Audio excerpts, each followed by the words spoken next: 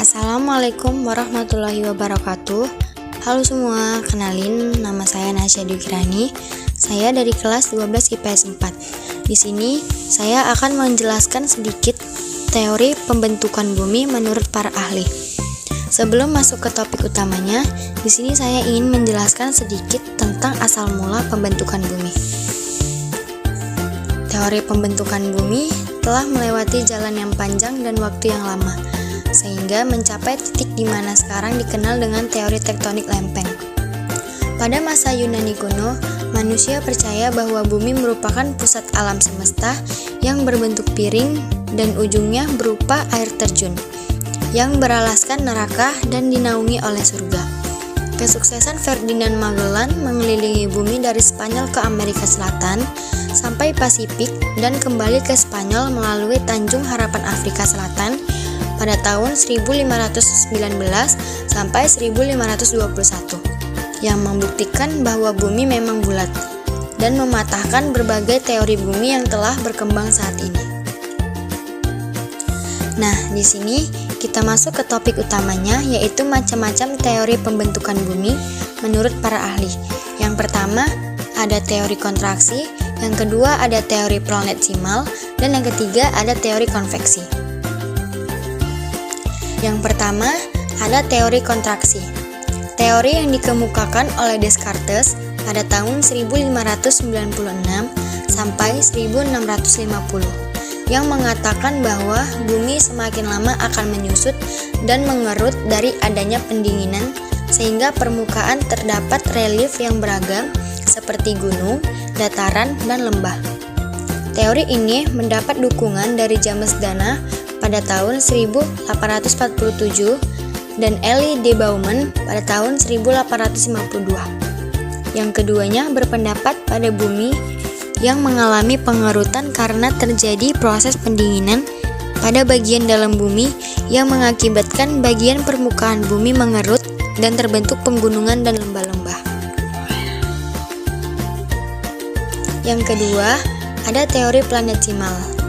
Teori ini dikemukakan oleh Forrest Ray Marton, seorang astronom Amerika, dan Thomas C. Chamberlain, yaitu seorang ahli geologi pada tahun 1916.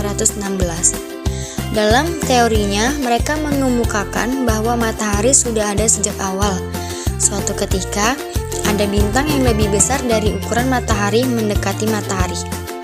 Hal ini mengakibatkan terjadinya daya tarik pasang pada matahari, sehingga ada sebagian matahari yang terlepas dan bertebaran pada orbitnya.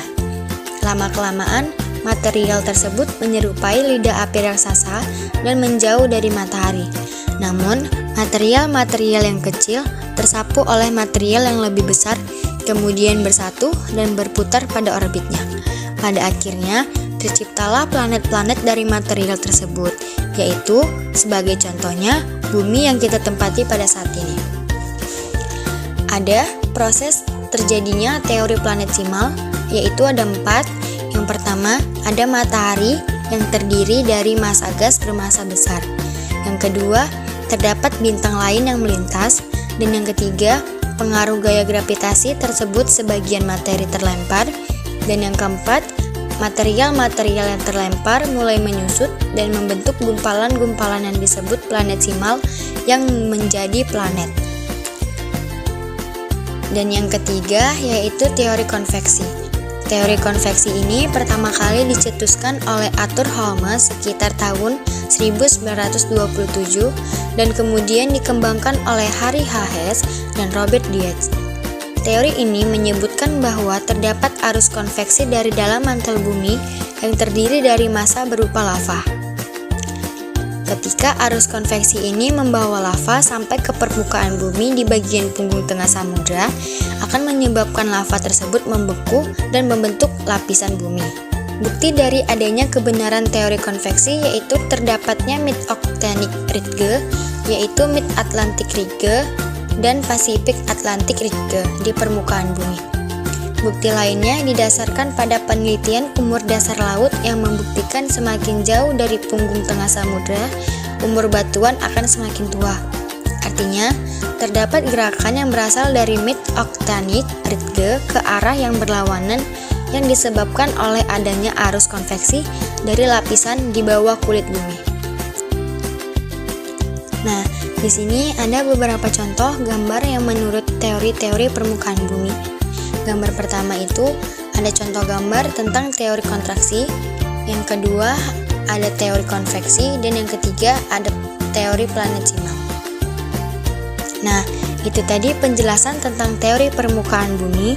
Saya ucapkan terima kasih. Assalamualaikum warahmatullahi wabarakatuh. Dadah, sampai jumpa di tugas selanjutnya. Bye-bye.